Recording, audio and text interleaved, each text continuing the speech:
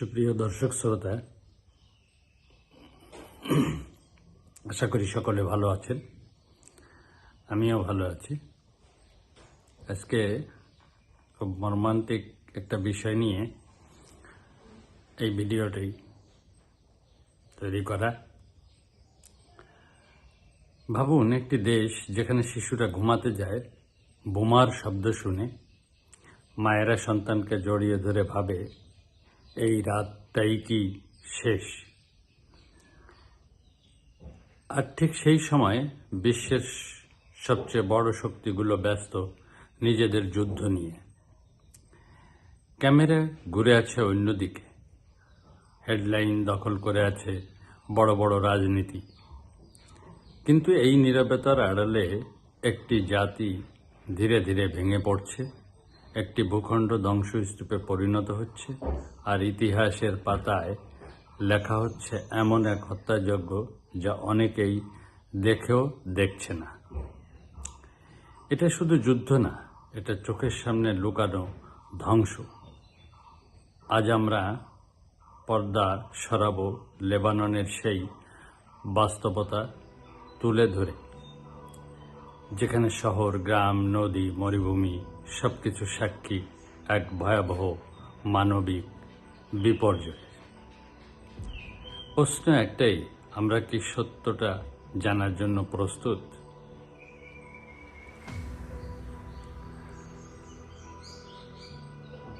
তো Iran, Israel, America সংঘাতের আড়ালে লেবাননে যা ঘটছে তা শুধুই যুদ্ধ না, বরং একটি ধীরে চলা মানবিক বিপর্যয় যা আন্তর্জাতিক মনোযোগের বাইরে থেকে যাচ্ছে। কোথায় ঘটছে? শহর, গ্রাম, সীমান্ত সবখানে আগুন। লেবানন একটি ছোট দেশ, মাত্র 10,452 কিলোমিটার, কিন্তু যুদ্ধের আঘাত পড়েছে প্রায় পুরো দক্ষিণাঞ্চলে, বিশেষ করে দক্ষিণ লেবানন, তাইর, নাবি, তায়ে, কাফ, রুম্মান, হবুস, বেইরুতের উপকণ্ঠ, লিতানি নদীর আশপাশ এলাকা, গ্রাম ও কৃষি অঞ্চল পুরোপুরি ধ্বংসপ্রাপ্ত। ইসরায়েল শুধু সামরিক লক্ষ্যবস্তু নয়, গ্রাম, হাসপাতাল, সড়ক, সেতু সবকিছু লক্ষ্যবস্তু করছে বা হয়েছে। হতাহতের ভয়াবহতা যা শুনলে গা শিউরে ওঠে। সামগ্রিক চিত্র 2026-এর ইরান যুদ্ধকালীন কমপক্ষে 2,618 জন নিহত, আহত 8,094 অধিক। এর মধ্যে নারী ও শিশু স্বাস্থ্যকর্মী সবাই রয়েছে। শুধু একদিনের হামলায় 8ই এপ্রিল 357 জন নিহত হয়েছিল। সাম্প্রতিক হামলায় মে 2026-এ 14 জন নিহত হয়েছে একাধিক গ্রামে। স্বাস্থ্যকর্মী নিহত হয়েছে 100 শতাধিক। তো এই হত্যাযজ্ঞ কি কারণে? হিজবুল্লাহ নিধনের নামে সাধারণ মানুষের এই পরিণতি, এটা কোন গেম, কোন খেলা, কোন রাজনীতি? যা হোক, উদ্বাস্তের ঢল দেশের ভেতরেই শরণার্থী। বাস্তুচ্যুত প্রায় 12 লক্ষাধিক মানুষ, দেশের মোট জনসংখ্যার 6 ভাগ। ধ্বংস হওয়া বাড়িঘর 40,000-এর অধিক। সিরিয়ায় পালিয়ে আছে প্রায় 1 25,000 মানুষ। বেইরুতের সৈকতেও মানুষ তাঁবু খাটিয়ে বসবাস করছে। হাসপাতালগুলো ভেঙে পড়ছে রোগীর চাপে। কত বড় এলাকা ধ্বংস হয়েছে। ইসরায়েল এভাকুয়েশন জোন ঘোষণা করে 1470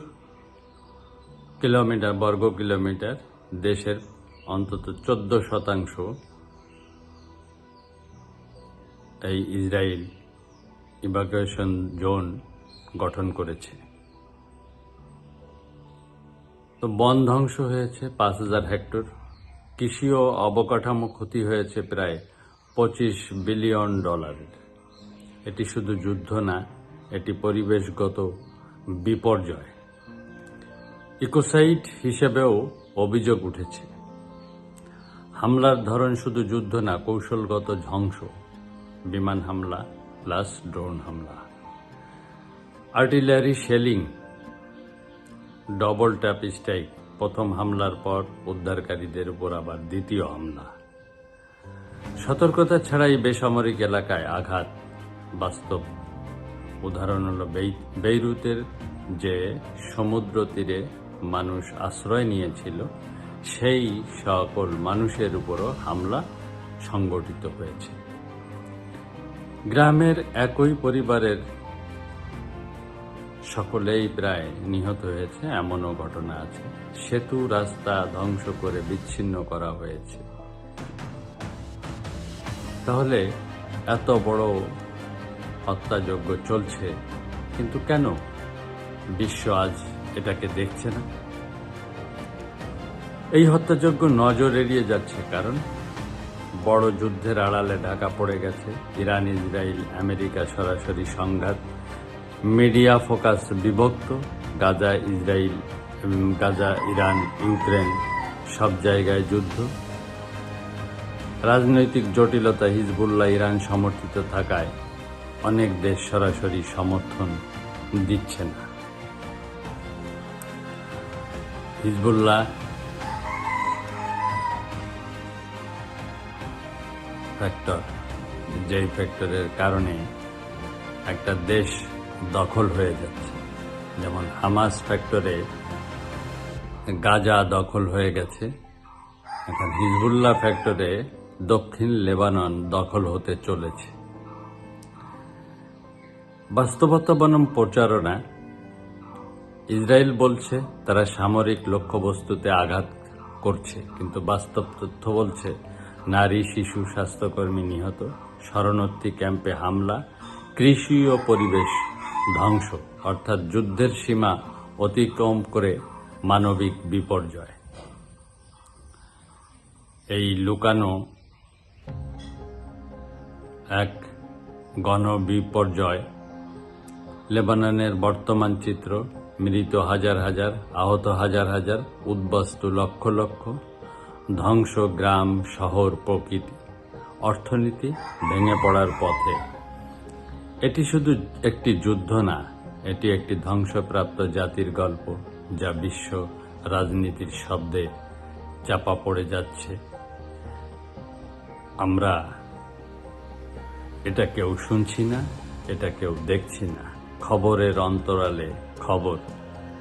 এখানে অনেক কিছু জড়িত, অনেক হিসাব নিকাশ